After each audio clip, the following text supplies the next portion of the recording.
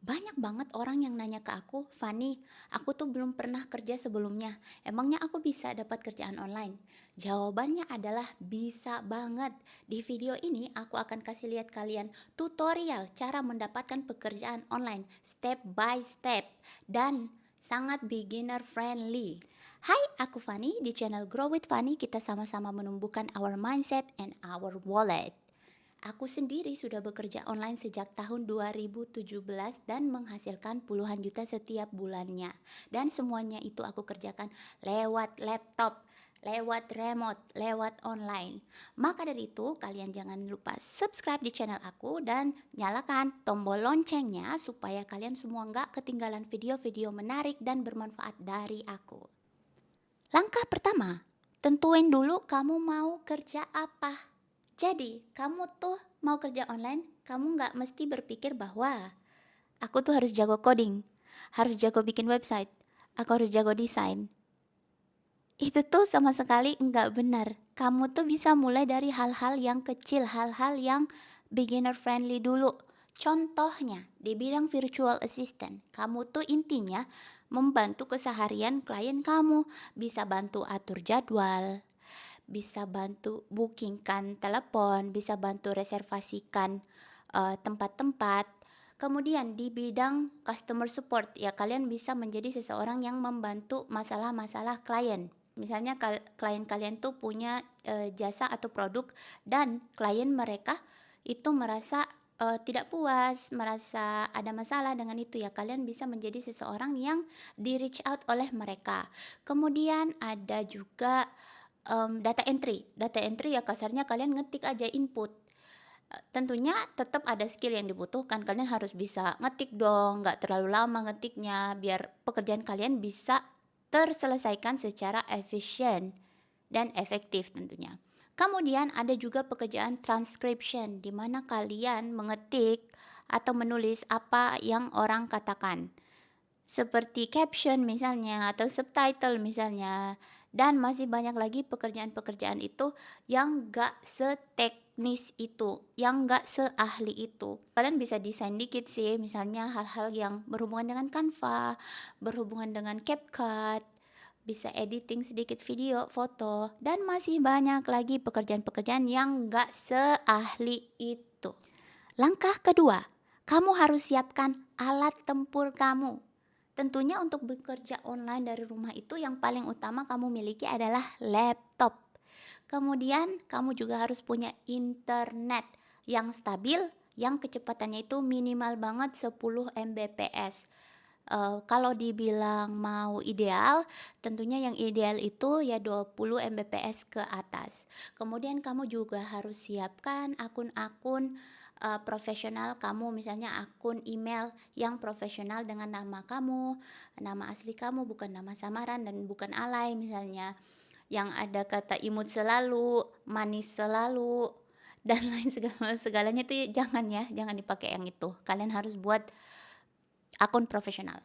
Kemudian juga, siapkan aplikasi-aplikasi yang akan dibutuhkan untuk, melakukan pekerjaan yang telah kamu pilih. Misalnya, aplikasi Zoom, itu basic banget, kemudian aplikasi-aplikasi, mengedit data, mengolah data, kemudian mengolah angka juga.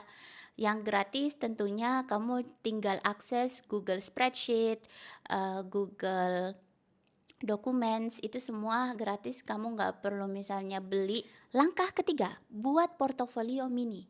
Jadi banyak banget orang-orang tuh yang ngerasa stuck karena mereka tuh nggak punya pengalaman kerja. Padahal kalian masih bisa buat portofolio meskipun kalian belum pernah kerja sama siapapun. Caranya adalah apapun skill yang kalian mau tunjukkan itu ya kalian buat proyek mini yang fiktif, bukan dari kenyataan karena belum pernah kerja sebelumnya. Jadi kalian ciptakanlah contoh masalah yang bisa kalian selesaikan. Misalnya kalian bisa buatlah desain-desain atau poster-poster sosial media untuk bisnis yang nggak ada, bisnis karangan kalian, bisnis fiktif. Misalnya kalian buatkan poster, kalian buatkan social media post, kalian buatkan social media kalender.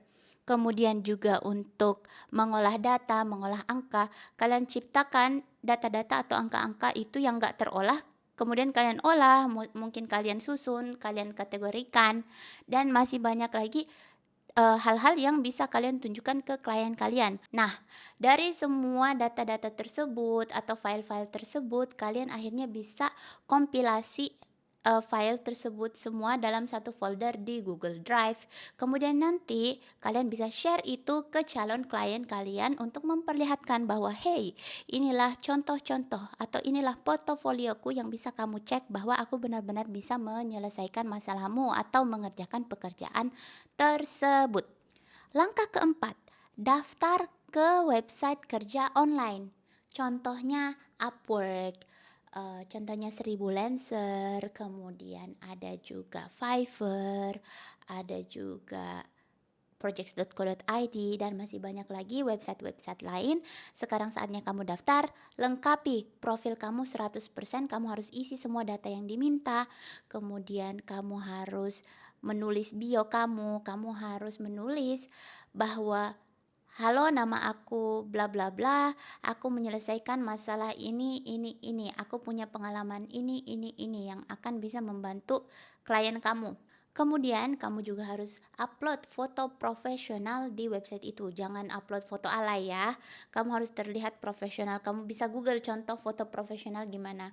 Kalian bisa tetap ambil foto ini lewat HP kok. Tapi jangan posenya yang terlalu nyengir misalnya atau pose-pose alay. Ya kalian harus terlihat sopan dan terlihat, wah orang ini sepertinya jago banget nih kalau dia kerja nih. Terakhir, kalian juga gunakan kata-kata yang sopan. Jangan menulis kata-kata yang kasar, kemudian jangan terlalu banyak singkatan, karena itu dianggap terlalu informal atau tidak formal. Dan sekarang kalian siap untuk melakukan langkah selanjutnya. Langkah 5, kirimkan proposal atau lamaran kerja. Ini tipsnya buat kamu. Tips menulis proposal. Yang paling pertama, kamu bisa sapa dulu dengan sopan. Yang kedua, kamu menyampaikan bahwa kamu mengetahui jenis pekerjaan yang mereka butuhkan itu dan kamu punya pengalaman pernah mengerjakan hal yang serupa. Kemudian yang ketiga, kamu juga bisa menyampaikan kisaran waktu yang kamu butuhkan untuk menyelesaikan pekerjaan ini. Terus kamu juga bisa menyampaikan bahwa kamu tuh punya contoh-contoh pekerjaan yang telah kamu lakukan sebelumnya atau portofolio kamu. Contoh nyata, kita buat skenario dulu. Seorang pebisnis mencari admin Facebook untuk bisnisnya yang berjualan peralatan masak di Facebook, di mana targetnya itu ibu-ibu Facebook. Nah, kalian bisa apply seperti ini jika kalian belum pernah mendapatkan pengalaman serupa atau mendapatkan pengalaman kerja sama sekali sebelumnya. Kalian sapa dong. "Halo Ibu bla bla bla. Nama saya Fani. Saya sering banget menggunakan Facebook atau saya sering menggunakan Facebook. Saya sangat mengetahui fitur-fitur yang ada di Facebook. Saya juga merasa saya bisa sangat responsif ke klien. Saya bisa meluangkan waktu sekian jam dalam sehari untuk sangat aktif membalas chat-chat yang masuk. Kemudian saya juga bisa melakukan editing foto, editing video pendek untuk bisa memperlihatkan peralatan masak itu menjadi lebih menarik. Kemudian kalian juga bisa bilang kalau kalian tuh ngerti banget karena kalian tuh udah biasa belanja online juga dan mengobservasi gimana seorang admin yang baik merespon klien. Contohnya, kalian bisa bilang juga kalian tuh ngerti ngepost foto dan deskripsi produk tuh gimana caranya biar lebih menarik, lebih engaging. Kemudian masih banyak lagi hal-hal yang bisa kalian bilang di situ. Dan nanti kalian bisa bilang di akhir, ya inilah contoh-contoh misalnya atau desain saya, foto editing saya, video editing saya yang bisa membantu nanti saat saya jadi admin saya bisa ngepost hal-hal ini untuk bisnis ibu.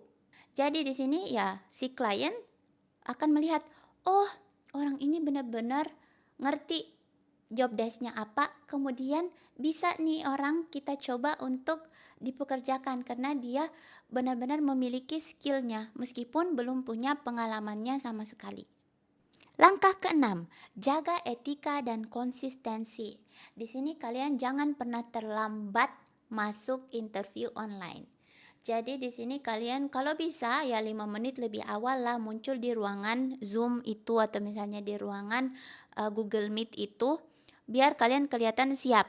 Kemudian juga kalian harus menyelesaikan tugas, misalnya tugas tes atau tugas yang benar-benar terjadi itu sesuai dengan deadline, sesuai dengan yang kalian janjikan. Jangan ghosting klien kalian. Kalian harus responsif, oke? Kalian jangan biarkan mereka bertanya-tanya, kalian harus jawab pertanyaan mereka, oke? Kemudian kalian juga harus membalas chat mereka misalnya atau telepon mereka dalam kurun waktu 24 jam. Jangan biarkan berhari-hari baru kalian balas. Intinya kalian harus memuaskan klien kalian. Klien yang puas akan meninggalkan review yang baik, akan menciptakan reputasi yang baik untuk kalian semua. Jadi ya di sini sama-sama puas, kalian juga puas, klien kalian juga puas. Win-win solution. Itulah tadi gimana caranya dapat pekerjaan online langkah demi langkah, step by step yang bisa kamu ikuti. Kalau kamu suka video seperti ini, jangan lupa klik subscribe, kemudian like video ini dan share ke teman-teman kamu yang bakal terbantu dengan video ini. Thank you so much for watching and see you on my next video.